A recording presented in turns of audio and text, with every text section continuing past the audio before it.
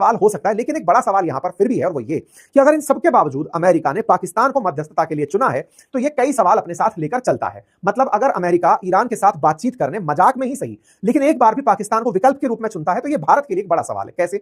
युद्ध से पहले भारत के प्रधानमंत्री इजराइल की यात्रा पर थे, तो पहला सवाल तो यही बनता है कि साहब आप तो इजराइल के साथ खड़े थे, आपको देखकर तो यही लगता है कि आप इजराइल के साथ थे, आप ईरान के साथ नहीं थे। इजराइल के साथ थे तो फिर उन लोगों ने ही आपको क्यों नहीं चुना? क्योंकि ईरान ने आपके जहाज निकाल तो दिए ना। हाल ही के समय में पता चला स्ट्रेट ऑफ हॉर्मुज से भारतीय जहाज आ रहे हैं, तो सब आपकी ईरान भी सुन रहा है और आपकी इजराइल भी सुनता है। दोनों को बिठाने की क्षमता आपके पास थी, लेकिन ये पाकिस्तान के पास चले गए। साहब ये तो गलत है, पाकिस्तान के पास चले गए, ये बात गलत है भारतीयों की नजर में, लेकिन अमेरिका इसे कैसे यूज कर रहा है, अब उसे थोड़ा समझने का प्रयास करते हैं। निश्चित ही ये बात भारत के लिए गलत कही जानी चाहिए, क्योंकि इसमें एक बार के लिए अगर आप लेवल प्लेइंग बात करो, तो भारत से ज्यादा ट्रस्टवर्दी पाकिस्तान को माना अमेरिका ने, यह संदेश जाता है। जबकि कल ही भारत के प्रधानमंत्री ने ट्रंप से बातचीत की है, ट्रंप ने बात की थी प्रधानमंत्री मोदी से, यह बात निकल करके आई थी। खैर, इन सबके बीच में चर्चा है कि ईरान को अमेरिका ने 15 पॉइंट का सीज फायर प्लान भेजा है, जिसमें उन्होंने अपनी तरफ से लिखा है कि तुम्हें न्यूक्लियर कैपेबिलिटीज खत्म करनी होंगी, मिसाइल खत्म करनी होंगी, प्रॉक्सीज बंद करने होंगे, जो पहले से कहते आ रहे हैं। तो चलिए अब पाकिस्तान की बात को थोड़ा सा समझते हैं। देखिए क्या हुआ, 24 तारीख के दिन पाकिस्तान के प्रधानमंत्री ने अपनी तरफ से ट्वीट किया और कहा कि पाकिस्तान वेलकम करता है और सपोर्ट करता है डायलॉग्स को, बातचीत को, जो कि वॉर की स्थिति बनी हुई है मिडिल ईस्ट के अंदर, और उस स्थिति के लिए अमेरिका और ईरान के बीच में हम बातचीत कराने का स्थान बनकर खुश हैं। इस तरह का कुछ इन्होंने अपनी तरफ से संदेश ट्वीट पर लिखा। जिस आप सब जानते हैं कि पाकिस्तान की इंटरनल पॉलिटिक्स पूरी तरह से प्रो पैलेस्टाइन है। पाकिस्तान के अंदर रहने वाले लोग पूरी तरह फिलिस्तीन के साथ, गाजा पट्टी के साथ हैं। लेकिन ऐसा करके जब आप मध्यस्थता करते हो, मध्यस्थता कब होती है? जब आप दोनों के मित्र हो, तब जाकर आप मध्यस्थता करते हैं। एक एक पॉइंट को गहराई से समझेंगे कि ये कितना बड़ा दांव खेला गया है। पाकिस्तान को मध्यस्थ की भूमिका में लाकर अमेरिका ने पाकिस्तान के साथ बहुत बड़ा छलावा कर दिया, पाकिस्तान की जनता के साथ बहुत बड़ा छलावा कर दिया, और पाकिस्तान भविष्य में अपने देश में कितना ज्यादा मतलब प्रताड़ित होगा वहां की राजनीति, अब आप उसकी कैलकुलेशन करिए। मतलब समझिए, जब कतर मध्यस्थ बनकर अमेरिका और तालिबान के बीच में आया था, तब कहा यह गया था कि भाई अमेरिका भी कतर के साथ बहुत अच्छे संबंध रखता है और तालिबान भी बहुत अच्छे संबंध रखता है, यही कहा गया था। अब मुझे एक बात बताइए कि अगर पाकिस्तान कह रहा है कि मैं ईरान और इजराइल की लड़ाई रुकवा रहा हूं, तो इजराइल को मान्यता देता है कि नहीं पाकिस्तान? भाई साहब, पाकिस्तान के पासपोर्ट पर लिखा है कि दुनिया में सब जगह चल जाएगा इजराइल छोड़ के, हम इजराइल को कंट्री नहीं मानते। जो देश आउटराइटली इजराइल को इतना इग्नोर करता हो, वो पाकिस्तान बोर्ड ऑफ पीस में इजराइल के साथ बैठकर गाजा के पुनर्विकास के लिए मीटिंग करता है। मतलब पाकिस्तानियों के साथ जो छलावा हुआ, उसके चंद मुट्ठी भर रिश्वतखोर राजनेताओं को अमेरिका ने जो पपेट बनाया, उससे पाकिस्तानियों का पूरा आत्मसम्मान, हालांकि वो पहले ही लुटा पड़ा था, लेकिन उसका सौदा कर डाला। अब अमेरिका की कहानी समझो। देखो, इस पूरी कहानी में ईरान ने अगर किसी देश पर हमला नहीं किया, तो वो कौन सा देश था? वो देश था पाकिस्तान। ईरान ने सब देशों के ऊपर गोले फेंके, लेकिन जिस पर नहीं फेंका वो पाकिस्तान था। इससे क्या हुआ? दुनिया में एक मैसेज गया कि पाकिस्तान के पास न्यूक्लियर वेपन है, इसलिए ईरान ने उस पर हमला नहीं किया, और इसी कारण इजराइल ने आज तक पाकिस्तान पर हमला नहीं किया। इससे पाकिस्तान की अपने ही मुल्कों में, ओआईसी कंट्रीज में सबसे ऊपर इज्जत बनकर आई कि ओ, मेरे पास तो न्यूक्लियर बम है। बिल्कुल किम जोंग उन वाली फीलिंग जो नॉर्थ कोरिया फील लेता है कि मेरे ऊपर न्यूक्लियर बम है, इसलिए अमेरिका आज तक मुझ पर गोला नहीं चलाया, ये कल पाकिस्तानियों को दिला दी गई कि समझो तुम्हारे पास न्यूक्लियर बम है। अच्छा, इसको खुश मना करके एक बार के लिए रख लेते हैं, लेकिन खेला क्या हो रहा था वो समझिएगा। पहला खेला तो हुआ इजराइल को मान्यता दिलाने वाला, पाकिस्तान के इंटरनल पॉलिटिक्स में इन दोनों का पत्ता कटवाने वाला। दूसरा खेला क्या हुआ?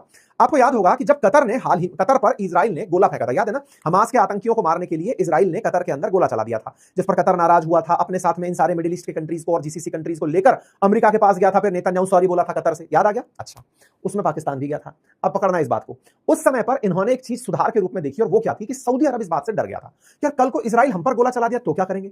तो सऊदी अरब ने उसी समय पर पाकिस्तान के साथ में सेफ्टी पैक किया था, और वो क्या था कि भाई सुनो, भविष्य में हम पर हमला ना हो जाए, आओ हम मिलकर साथ रहेंगे। दोनों ने एक सुरक्षा गठबंधन कर लिया था। ये सुरक्षा गठबंधन जो था, ये अमेरिका के मुंह पर करारा तमाचा था। पूछो क्यों?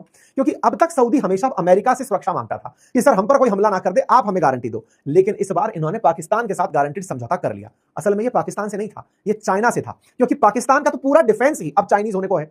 ऐसे में अब पाकिस्तान में चाइना है, और चाइना वाया पाकिस्तान सऊदी में है। अगर ये काम हो गया तो ट्रंप की पूरी मेहनत पर पानी फिर जाएगा। समझे आप कैसे?